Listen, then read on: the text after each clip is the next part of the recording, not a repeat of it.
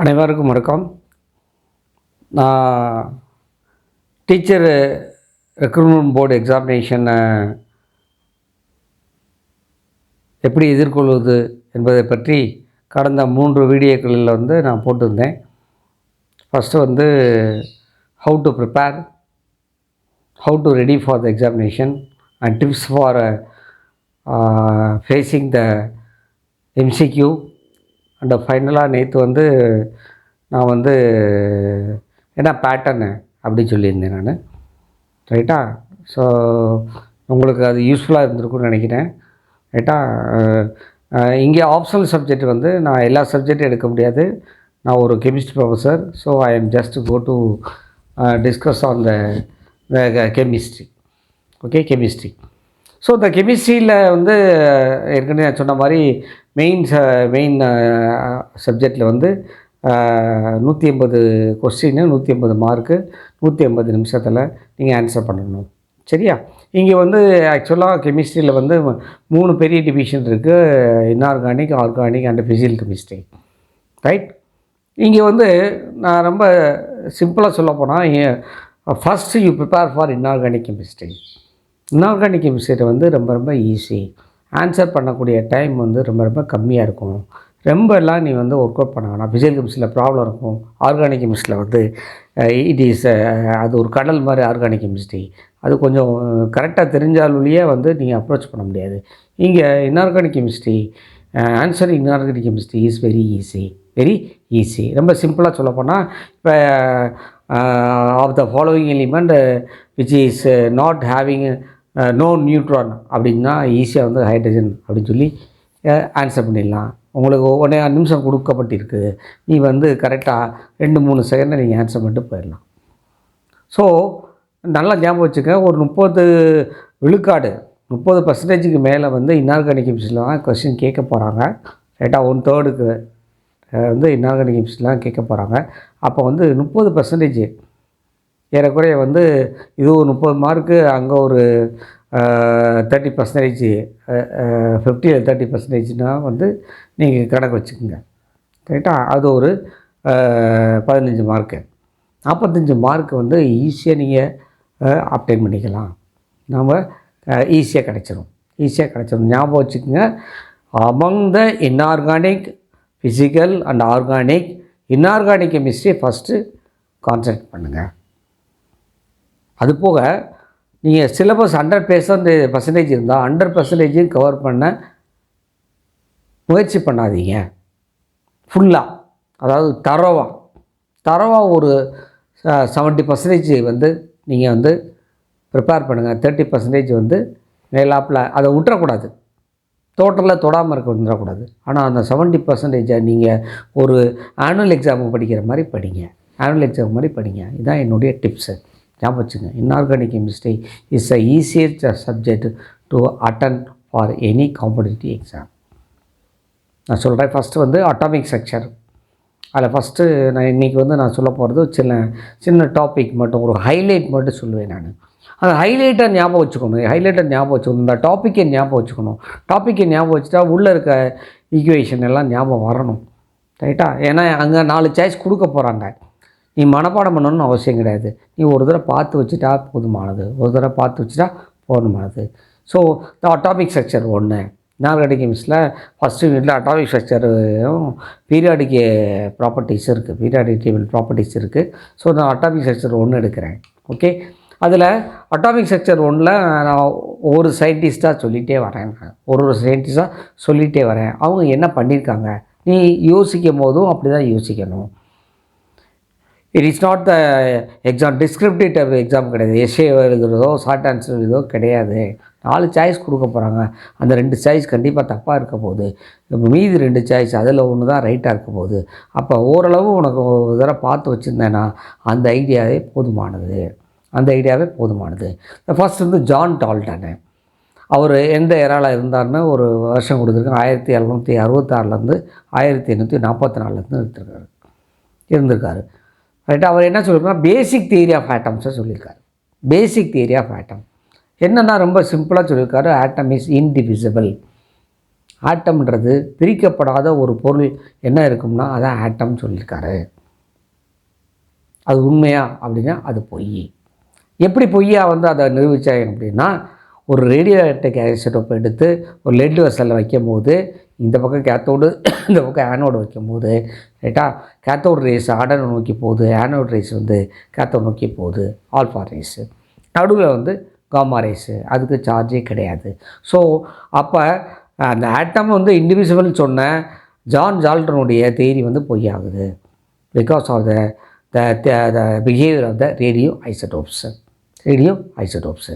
நான் பின்னாடி அதனுடைய விளக்கம்லாம் அடுத்த கிளாஸில் நான் இன்னும் சொல்கிறேன். இதை ஹைலைட் மட்டும் நீங்கள் ஞாபகம் வச்சுங்க. அடுத்து ஜே தாம்சனு ரைட்டா, 1856லேருந்து 1940 வரைக்கும் அவருடைய எரா இருந்திருக்கு. அவர் என்ன பண்ணியிருக்காருன்னா டிஸ்சார்ஜ் டியூப் எக்ஸ்பெரிமெண்ட் பண்ணியிருக்காரு. டிஸ்சார்ஜ் டியூப் எக்ஸ்பெரிமெண்ட்னா என்னென்னா, ஒரு ஹை வேக்கம் ஒரு டியூப்பு, கிளாஸ் டியூப்பு, அதில் எலக்ட்ரிக்கல் ஃபீல்டும் அப்ளை பண்ணுவாங்க, மேக்னெட்டிக் ஃபீல்டும் அப்ளை பண்ணுவாங்க. அப்ளை பண்ணி ரைட்டா அந்த கேத்தோட்லேருந்து கேத்தோட் ரேஸ் வரும், எலக்ட்ரான்ஸ் வரும். அதனுடைய இபைஎம் ரேஷியோவை ஆஃப் த எலக்ட்ரானை வந்து அவர் மெஷர் பண்ணியிருக்காரு. ஜே தாம்சனால discharge tube experiment he has quantitatively measured the e by m ratio. அடுத்து Robert Millikan oil drop experiment சொல்லுவாங்க. அழகாக ஒரு சேம்பர் இருக்கும், அந்த சேம்பரில் வந்து எக்ஸ்ரே வந்து பாஸ் பண்ணுவாங்க. அதில் வந்து மேலேருந்து ஆயில் ட்ராப்லெட்ஸ் வந்து ரைட்டாக ஸ்ப்ரே பண்ணுவாங்க. ஸ்ப்ரே பண்ணும்போது இங்கே எக்ஸ்ரே வந்து என்ன பண்ணுவோம், இது அயனைஸ் பண்ணுவோம். எலக்ட்ரான்ஸ் வந்து அது வந்து அப்படியே கீழே போகும்போது அதனோட வெலாசிட்டி மெஷர் பண்ணி அதை நான் பின்னாடி நான் அதனுடைய விளக்கத்தை சொல்கிறேன். நீங்கள் வந்து தெரிஞ்சுக்க வேண்டியது அவர் என்ன கண்டுபிடிச்சார். ஆயில் ட்ராப் எக்ஸ்பெரிமெண்ட் வந்து அவர் பெர்ஃபார்ம் பண்ணார். அதில் சார்ஜ் அந்த எலக்ட்ரான் வந்து கண்டுபிடிச்சார். அந்த எலக்ட்ரானை கண்டுபிடிச்சார். அப்போ வந்து என்ன கண்டுபிடிச்சிருக்காங்கன்னா, மல்டிபிள்ஸ் ஆஃப் அந்த சார்ஜ் அந்த எலக்ட்ரான் தான் அந்த ட்ராப்லெட்ஸ் வந்து கிடச்சிருக்கு ரைட்டா. அப்போது ஒரு ஆட்டத்தில் ஒன்றுக்கு மேற்பட்ட எலக்ட்ரான்ஸு இருந்திருக்கு அப்படின்னு சொல்லி கண்டுபிடிச்சிருக்காங்க. So e by m ratio and J தாம்சனோட இபைஎம் ரேஷியோ எக்ஸ்பெரிமெண்ட்டும் மில்லிகன்ஸோடைய சார்ஜ் அந்த எலக்ட்ரானையும் வச்சு மாஸ் ஆஃப் த ஆட்டம் கண்டுபிடிச்சிடலாம்.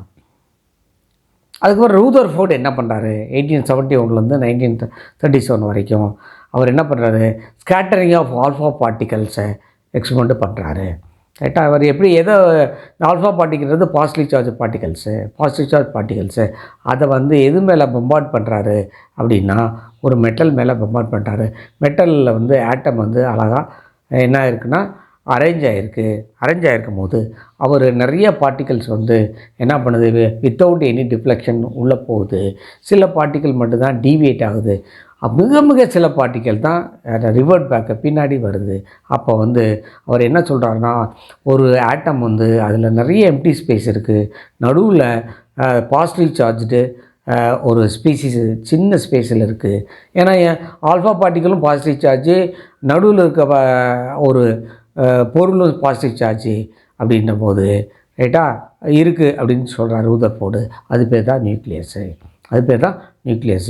அப்போ எலக்ட்ரான் வந்து சுற்றி இருக்குது. அப்போ அதை வச்சு ஒரு மாடல் சொல்கிறார். 2 மாடல் வந்து இருக்குது ரைட்டா. ஃபஸ்ட்டு வந்து ரூதர்ஃபோர்ட் அட்டாமிக் மாடலு. அவர் என்ன சொல்கிறாருன்னா, நடுவில் நியூக்ளியஸ் இருக்குது, நிறைய எம்டி ஸ்பேஸ் இருக்குது. இந்த நியூக்ளியஸை சுற்றி எலக்ட்ரானு, ஏன்னா வந்து ஆட்டம் as such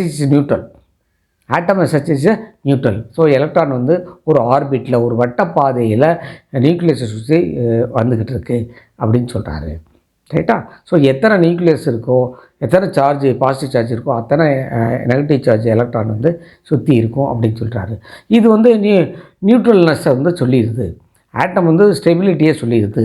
but mass of the ஆட்டத்தை வந்து அது வந்து காம்பன்சேட் பண்ணவே இல்லை. அப்போ அவருக்கு வந்து ஒரு ஹெல்ப் பண்ணது வந்து ஜேம்ஸ் சாட்விக்கோடைய ஒரு டிஸ்கவரி தான் ரைட்டா. அவர் 1891லேருந்து 1974 இருந்தார். அவர் தான் நியூட்ரானை கண்டுபிடிக்கிறாரு. Neutrons is not having charge but has a mass equal to the proton.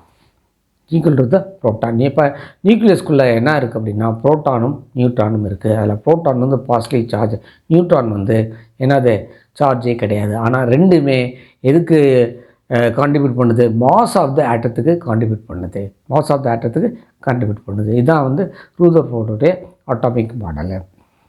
ரைட்டா? அப்புறம் நீல்ஸ் போர் வந்து அதை மாடிஃபை பண்ணுறாரு. என்ன சொல்கிறாருன்னா, ஒரு வட்டப்பாதையில் ஒரு சார்ஜர் பார்ட்டிக்கிள் சுற்றும் போது, அது தொடர்ந்து சுற்றும் போது, கண்டினியூஸாக சுற்றும் போது அதனுடைய எனர்ஜி வந்து லூஸ் ஆகும். அது அதனுடைய வட்டப்பாதையிலேருந்து அது ஸ்பைரல் பாத்தை எடுத்து அது நியூக்ளியஸ் போல போய் விழுந்துடும்.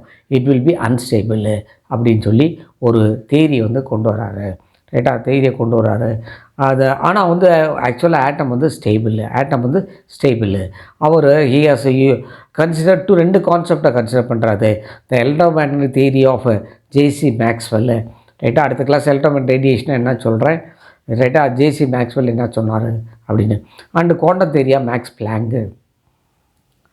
அவருடைய இரா வந்து 1855 to 1974. ஓகே. ஸோ அப்போ ரீல்ஸ் போர் என்ன சொல்கிறாரு, அப்போ ஒரு வட்டப்பாதையில் அது வந்து தொடர்ந்து சுற்றிக்கிட்டே இருக்கும். ரைட்டா?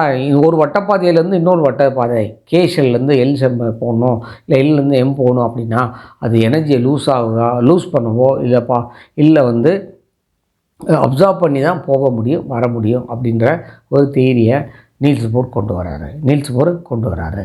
ரைட்டா? ஸோ குவாண்டம் நம்பர்ஸ் தியரியை அவர் தான் கொண்டு வராரு. என்றது principal quantum number, azimuthal quantum number, ரைட்டா? And the spin quantum number, இந்த குவாண்டம் நம்பர் என்னெல்லாம் மேக்னெட்டிக் குவாண்டம் நம்பர், இதை வந்து தியரி வந்து யார் கொண்டு வர? நீல்ஸ் போர் கொண்டு வராரு. So other concepts of atomic structure வந்து ரைட்டா போஸ் தியரி வந்து எதை வந்து ஆராய்ச்சி பண்ணுது அப்படின்னா இந்த ஆரிஜின் ஆஃப் ஹைட்ரஜன் ஸ்பெக்ட்ரம். ஏன்னா ஹைட்ரஜன் தான் இருக்கிறதே இந்த சிம்பிளஸ்ட் ஆட்டம். ரைட்டா? அதனுடைய அந்த எப்படி எந்த செல்லேருந்து எந்த செல் வரும்போது என்ன வந்து எனர்ஜி வந்து கெயின் ஆகிட்டு வருது, இல்லை எனர்ஜி எமிட் ஆகிட்டு வருது, அது வந்து 4 சீரீஸ் சொல்லுவாங்க. Balmer series, Lyman series. ரைட்டா? அது வந்து அடுத்த கிளாஸில் நான் சொல்கிறேன். நான் அதை வந்து ஈஸியாக பார்த்து வச்சுக்கோ. ஒரு ஜென்ரல் ஈக்குவேஷன் ரிட்பர்க் கான்ஸ்டன்ட் இருக்கும், பார்த்து வச்சுக்கோங்க. எதுலேருந்து எதில் வந்தால் பால்மர் சீரீஸ், எதுலேருந்து எதில் வந்தால் லைமன் சீரீஸு, இதை வந்து ஞாபகம் வச்சுக்கணும். நீ ஹைலைட் தான் பண்ணணும், எக்ஸாம் மாதிரி மனப்பாடம் பண்ணக்கூடாது. ரைட்டா? ரைட். அடுத்து வந்து இதில் வந்து சில ஒரு ஹைட்ரஜன் ஸ்பெக்ட்ரத்தில் இருக்க சில கான்செப்டை வந்து எக்ஸ்பிளைன் பண்ண முடியலன்னும் போது சோமர்ஃபெல்ட் வந்து அந்த போர் அட்டாமிக் தியரியை வந்து எக்ஸ்டெண்ட் பண்ணுறாரு. அது கம்ப்ளீட்டாக வந்து ஸ்பெரிக்கல் பாத் எடுத்துக்கல, அது எலிப்டிக்கல் பாத் எடுத்துக்குது. எலிப்டிக்கல் பாத் இது ஸ்பெரிக்கல் பாத்து ரவுண்டாக இருக்குது. எலிப்டிக்கல் பாத்துனா ரைட்டாக ஒரு ரவுண்டாக இல்லாமல் கொஞ்சம் ஒரு எக்ஸ் ஆக்சிஸ் ஒய் ஆக்சிஸ் பார்த்தா பொதுவாக ஸ்பெரிக்கலில் வந்து எக்ஸ் ஆக்சிஸுக்கு டிஸ்டன்ஸும் ஒய் ஆக்சிஸ் டிஸ்டன்ஸும் சேமாக இருக்கும். இங்கே சேமாக இருக்காது. அதான் சோமர்ஃபெல்ட் மாடிஃபிகேஷன். அடுத்து வந்து ஃபோட்டோ எலக்ட்ரிக் எஃபெக்ட் என்ன சொல்லுது அப்படின்னா, ஒரு லைட் இருக்குது, லைட்டில் வந்து ஃபோட்டான்ஸ் இருக்குது. ரைட்டா? யார் அதை சொன்னது வந்து மேக்ஸ் பிளாங்க் சொன்னார். ஃபோட்டான் வந்து ஒரு பார்ட்டிக்கிள் நேச்சர் இருக்குது. அது போய் ஒரு மெட்டல் சர்ஃபேஸை வந்து அடிக்கும் போது அங்கேருந்து எலக்ட்ரான் வந்து எஜெக்ட் ஆகுது. That effect is call photo electric effect. அது எப்போ நடக்கும் அப்படின்னா அந்த த்ரெஷ்ஹோல்டு எனர்ஜி. ரைட்டாக? ஒரு எலக்ட்ரானை அந்த மெட்டல்லேருந்து எஜெக்ட் பண்ணக்கூடிய மினிமம் எனர்ஜி வந்து த்ரெஷ்ஹோல்டு எனர்ஜி. அந்த எனர்ஜி கொடுக்குற லைட்டோட வேவ்லேருந்து அந்த ஃப்ரீக்குவன்சி வர வரைக்கும் அது வந்து அந்த லைட் அதை ஒன்றும் பண்ணாது. அதுக்கு ஈக்குவல் ஆகும்போது அது எஜெக்ட் ஆகும். ரைட்டா? ஸோ இந்த இன்டென்சிட்டி சொல்லுவாங்க, அடர்த்தி. ரைட்டா? இன்டென்சிட்டி ஆஃப் லைட்டு அது வந்து அது என்ன பண்ணும் அப்படின்னா அது இன்க்ரீஸ் ஆக ரைட்டா அதனுடைய it is independent of the என்னது intensity, the photo electric effect, how it depends upon the intensity, how it depends upon the frequency. அதை அடுத்த கிளாஸில் நம்ம பார்ப்போம். அடுத்து எசன்பர்க்ஸ் அன்சர்டினிட்டி பிரின்சிபல். ரைட்டா? எசன்பர்க்ஸ் அன்சர்டினிட்டி பிரின்சிபல். ரெண்டு வேரியபிளை நீ ஒரே நேரத்தில் மெஷர் பண்ணும்போது, ஃபார் எக்ஸாம்பிள் வந்து ஒரு பொசிஷன் அண்ட் மொமெண்டம்னு வச்சுக்க. டெல்டா எக்ஸ் அந்த டெல்டா பி மெஷர் பண்ணும்போது அதில் எரர் வரும் அப்படின்னு சொல்கிறாரு. அதில் எரர் வரும்னு சொல்கிறாரு. அதில் there is uncertainty in measuring the two parameters simultaneously, two variable parameters simultaneously. அதுதான் Heisenberg's uncertainty principle. Okay, so delta x into delta p is greater than equal to h/4 ஞாபகம் வச்சுக்கோங்க. அடுத்து dual nature of light. So லைட்டுக்கு particle nature இருக்குது, wave nature இருக்குது, ரைட்டா? அதை கண்டுபிடிக்கிறாங்க. அது சொல்கிறது தான் குவாண்டம் தியரி. கிளாசிக்கல் தியரியில் ஐன்ஸ்டீன் சொன்னது E=mc² சொல்கிறாரு. சொல்லும்போது அது பார்ட்டிகல் நேச்சர் மட்டும்தான் சொல்லுது. ஆனால் மேக்ஸ் பிளாங்க் வந்து குவாண்டம் தியரி வரும்போது we can say the light has a dual nature, there is a wave nature in the particle nature, ரைட்டா? ஸோ வேவ் நேச்சர் சொல்லும்போது டி ப்ராக்லி ஈக்குவேஷன் வருது. That gives the wavelength of the electromagnetic radiation, the lambda equal to h/p, where p is the angular momentum. சரியா? So இதனுடைய detail discussion என்னென்ன points ஹைலைட்டில் நான் பண்ணிக்கிறேன், நான் அடுத்த கிளாஸில் பார்க்குறேன். நீ வந்து இது அசப்போடு அட்டாமிக் ஸ்ட்ரக்சர் அப்படியே முடியுது பாரு. அடுத்து நான் பீரியாட் டேபிள் போயிருக்கிறேன். அடுத்து பீரியாட் டேபிள் போகிறேன். 2 கிளாஸில் ஒரு யூனிட் முடிக்கலாம், 2-3 கிளாஸில் ஒரு யூனிட்டை முடிக்கலாம், 1 மணி நேரத்தில் ஒரு யூனிட்டை முடிக்கலாம். ரொம்ப ஈஸியாக இருக்கும். நீ இதை லைட்டாக அதை மட்டும் நீ வந்து மனசில் வச்சுக்கிட்டு ஹைலைட் பண்ணிவிட்டு நீ வந்து கொஸ்டின்ஸ் ஆன்சர் பண்ண பாரு. ஏன்னா டைம் வந்து கம்மியாக தான் இருக்குது. கொஸ்டின்ஸ் ஆன்சர் பண்ண உனக்கு நிச்சயமாக வந்து ரைட் ஆன்சரை குறைஞ்ச டயத்தில் பண்ணக்கூடிய ஒரு சாத்தியக்கூறு அதிகமாகும். ஓகே, ஆல் த பெஸ்ட்டு, ரைட்டா? என்னுடைய இந்த லெக்சரை நீங்கள் வந்து தொடர்ந்து பார்க்குறதுக்கு நான் உங்களுக்கு நன்றியை தெரிவிச்சுக்கிறேன், ரைட்டா? என்னுடைய வீடியோவை வந்து தயவுசெய்து சப்ஸ்கிரைப் பண்ணுங்கள், ரைட்டா? என்னை என்கரேஜ் பண்ணுங்கள், ரைட்? என்னுடைய சேனலை சப்ஸ்கிரைப் பண்ணுங்கள், என்கரேஜ் பண்ணுங்கள், என்னுடைய வீடியோஸை லைக் பண்ணுங்கள், கமெண்ட்ஸ் கொடுங்க, ஷேர் பண்ணுங்கள், உங்கள் ஃப்ரெண்ட்ஸை ஷேர் பண்ணுங்கள். ரொம்ப யூஸ்ஃபுல்லாக இருக்கும். தேங்க்யூ ஃபார் வாட்சிங். தேங்க்யூ.